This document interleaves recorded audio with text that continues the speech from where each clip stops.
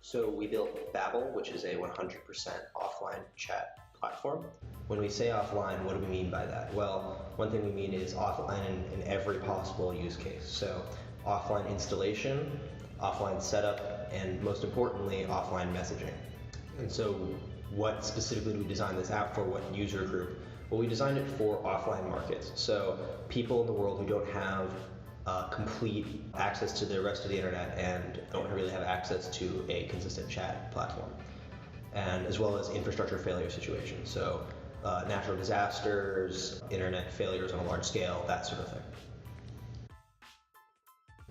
So how does Babble work? Well, Babble creates a mesh network between all of the phones with the app installed, and then uses that mesh network to transmit messages from one phone on the network to another phone on the network. Babble additionally has Google Cloud integration through MongoDB Atlas. This allows a particular mesh network's net messages to be completely backed up and synced with the cloud if only one device in the mesh network gains internet access. So although we are building specifically for an offline use case, when internet is available, we do take full advantage of that. So what types of people are we trying to build Babble for? Well, one is for people who live in countries with limited internet access, be that by government restriction, as in countries like North Korea, or people who live in countries that have an inability to construct the necessary internet infrastructure, countries like Cuba who don't have internet via embargo, or countries like Somalia where the political situation isn't viable for that type of infrastructure construction. Our other primary use case is places of internet failure and disaster situations. So for example, war zones, what's happening in Syria. That is an example of a place where a 100% offline messaging service would be really useful for civilians. Additional places would be like a refugee crisis, like what's currently happening in the Mediterranean. Small islands, infrastructure would be really overwhelmed by the large number of people descending there. It would be really great to have a completely offline chat network for people to communicate there. Additionally, there are natural disasters like Hurricane Maria in Puerto Rico. In that use case, the internet went down when the hurricane struck and didn't come online for several more days. So having a completely offline chat would allow for people to communicate with loved ones, people to communicate with first responders, and that's really key, the ability for first responders to be able to communicate with people who need help, people to ask for help in real time, and first responders to be able to send out communiques to the population when the general infrastructure goes down.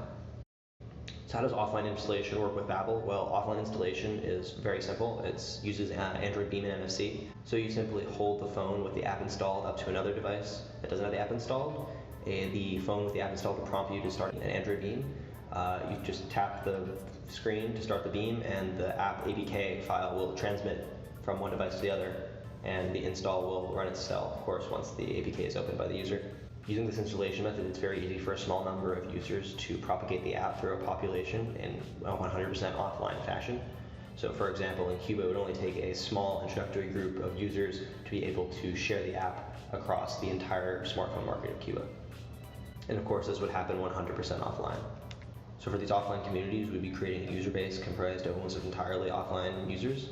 So we would be the primary access point for them accessing the internet. Additionally, it's virtually impossible to be blocked by governments or bad actors, so we don't have to worry about some type of large-scale government censorship. So it's really applicable in countries like North Korea, where you might have to worry about the government trying to restrict access to this application. You don't have to worry about it in this case. Additionally, Babble doesn't require any large-scale internet infrastructure to be built. It works entirely on its own and doesn't require large-scale communication grids or any sort of internet infrastructure to be built on a large scale.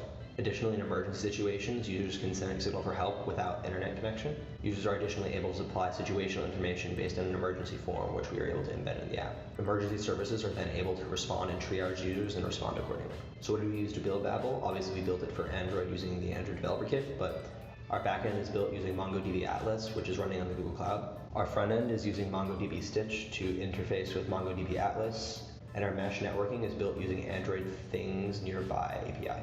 We'd like to give special thanks to the MongoDB team here at PennApps, like Mike, Drew, and Nick. We'd also like to thank Nick and Neto from Google. They were a really huge help in pulling this project together, and we most certainly couldn't have done it without them.